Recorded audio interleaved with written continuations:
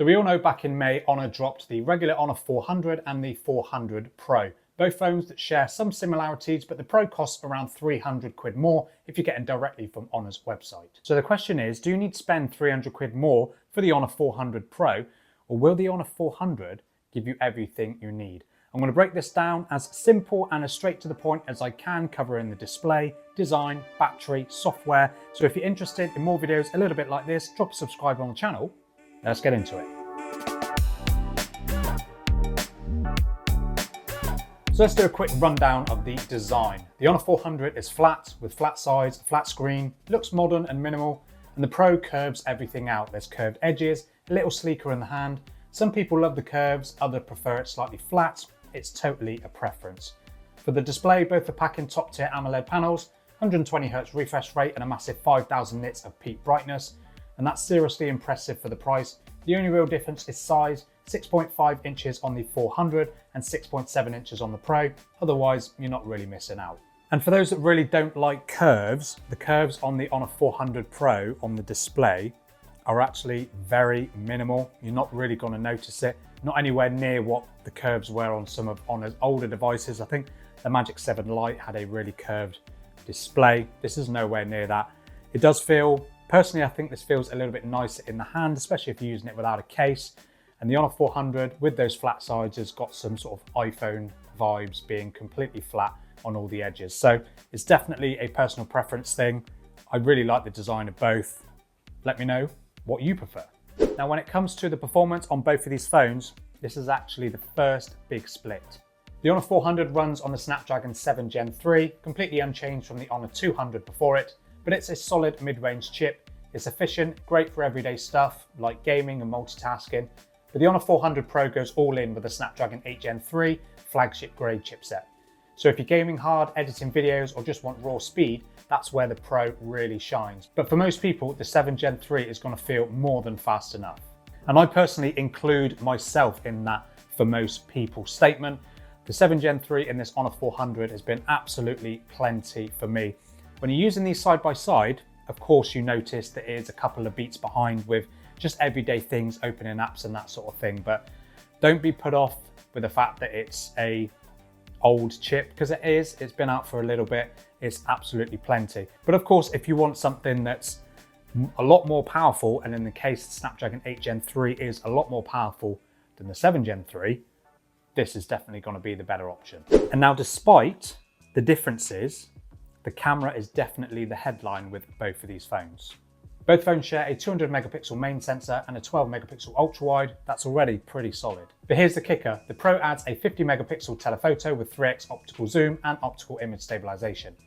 That's the main reason to buy the Pro. If you love zoom shots, portraits, or even travel photography, you will notice the difference. But honestly, the main 200 megapixel sensor on both is so detailed, you can crop in and get some really sharp results even from cropping in on that Honor 400. And that's why quite a lot of people won't necessarily need to go for the Pro model with that telephoto lens, because you've got 200 megapixels of resolution at, I think, 2 and 4x crop from that main camera still produces some really great photos. But of course, if you are someone that's going to utilize that 3x telephoto camera, the 400 Pro is of course going to be the better option. If you're someone that does a lot of street photography, relies on it for portrait photography and that sort of thing, obviously it's going to be the better option. But other than that, if you take away that 3x telephoto camera, they are identical in their results. And then battery life is an area where both of these phones really deliver. In Europe, you get a 5300 milliamp hour battery on both of these, 6000 milliamp hours for the rest of the world. But either way, that's plenty for all day endurance. You do get faster 100 watt charging on the 400 Pro, and that's dropped to 66 watt charging on the Honor 400, regular Honor 400, sorry. And you do also get support for wireless charging up to 50 watts on the Honor 400 Pro as well. So if you're someone that likes to use a wireless charger, again, that's going to be the better option.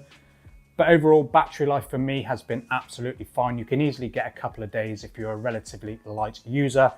Both the Snapdragon 7 Gen 3 and of course the 8 Gen 3 seem to be pretty efficient in their everyday use. Yes, the 8 Gen 3 can drain more battery when it comes to more intense apps, but it can also be a little bit more efficient when you're just doing lighter work. So overall battery life on both of these phones is absolutely great. I've not had any issues at all.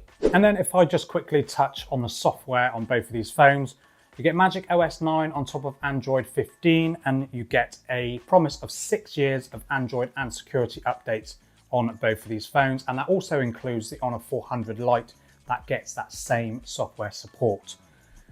For me, Magic OS is actually one of my favorite software skins, just because it has a few preloaded apps here and there like booking.com and stuff like that, and you get a few games preloaded, but you still get loads of customization options with your themes and your wallpapers, etc.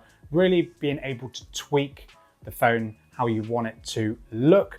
And of course you get those smart AI features like Magic Portal. You've of course got Honor's image to video, which you can of course take photos and then generate a 5-second video and that sort of thing. So there's some really great AI features with Magic OS. It's not for everybody. Some people might prefer Samsung's One UI or Google's stock Android.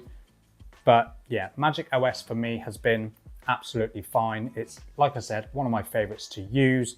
And then of course you get those 6 years of software support on both of these. So really it's a tie when it comes to that on both of these. And then a few more differences between both of these phones, which might make you want to pick the Honor 400 Pro over the regular 400. So you get stronger IP68, IP69 water and dust resistance on the Honor 400 Pro. The regular Honor 400 is limited to just IP65, still a pretty decent amount of protection. You get fast under-display optical fingerprint scanners on both of these phones, so that is completely identical.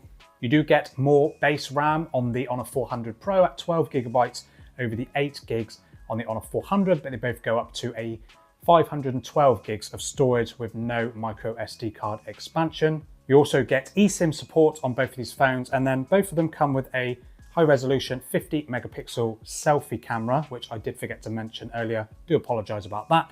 But the Honor 400 Pro comes with a 2 megapixel depth camera to just help with slightly more accurate portrait shots. Personally for me, I haven't noticed a huge difference in the quality of the subject separation between both of these. Let me know down in the comments if you notice any major difference. But overall, that's my quick comparison between the regular Honor 400 and the Honor 400 Pro. Now, the bottom line, is it worth paying that extra money for the 400 Pro? Now, it is quite a lot extra, but you do get considerably better performance, more base RAM, that telephoto camera, better water resistance, wireless charging.